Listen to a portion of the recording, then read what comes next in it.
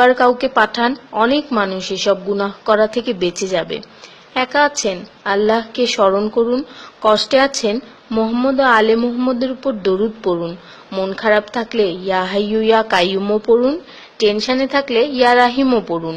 Free থাকলে মেসেজটি forward করুন, হে আল্লাহ, আমার উপর এবং তোমার নবীর উম্মতের সকল সদস্যদের উপর তোমার রহমত বর্ষণ করো, আমিন। তথ্য: আপনি কি জানেন পবিত্র কোরআন শুনলে ক্যান্সার হয় না? আর যদি ক্যান্সার সেল শরীরে থেকেও থাকে তাহলে তাও মারা যায়।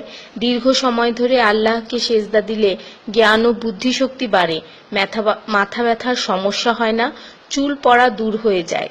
এই মেসেজটি ফরওয়ার্ড করতে শয়তান আপনাকে বাধা দিবে, কিন্তু আপনি এটা হতে দিবেন না। আর সব কন্ট্রাক্ট নাম্বারে সেন্ড করে দিন। কোরআন ও নবীর সুন্নত ও তার সম্মানিত সাহাবী এবং আহলে বাইতের অনুসরণ করুন। ক্যান্সার একটি ভয়ঙ্কর রোগ। অনেক মানুষ আছে যারা নিজেরাই এটাকে দাওয়াত দিয়ে নিয়ে আসে। ছোট অথচ সাধারণ কিছু পদক্ষেপ গ্রহণ করলেই এই রোগ থেকে বাঁচা যায়। বেশিরভাগ মানুষ খাবারের পরপরই পানি পান করে নেয়। খাবারের পর পানি পান করলে রক্তে বিদ্যমান ক্যান্সারের জীবাণু থেকে তৈরি হওয়া ক্যান্সার সেলগুলোকে অক্সিজেন সরবরাহ করে। নবী পাক সাল্লাল্লাহু বলেছেন, খাবারের আগে পানি পান করা শেফা। খাবারের পরপরই পানি পান করা কলেরা রোগের কারণ। তাই সর্বোত্তম হলো খাবার শেষ করার কিছুক্ষণ পর পানি পান করা। তিনি আরো বলেছেন, 1 চিমটি লবণ খেয়ে খাবার শুরু করো আর 1 চিমটি লবণ দিয়ে খাবার শেষ করো। এ কথাগুলো তাদেরকেও জানিয়ে দিন যারা আপনার কাছে জীবনের চেয়েও প্রিয়।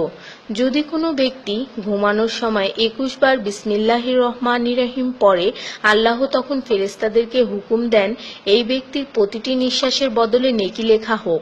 আপনার মোবাইলে যত নাম্বার সেভ করা আছে তাদের সবাইকে এটা ফরওয়ার্ড করুন, আর তখন দেখবেন কত মানুষ আপনার কারণে বিসমিল্লাহ পড়ছে। শেফা আর শেফা। রোজ একটা করে আপেল, নো ডক্টর। রোজ 4টা বাদাম, নো ক্যান্সার। রোজ একটা লেবু, নো ফ্যাট। রোজ 1 glass milk, no bones problem.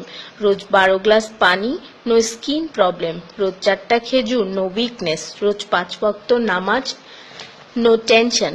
রোজ কোরআন অর্থসহ তেলাওয়াত, happy and happy. So don't stop forward please.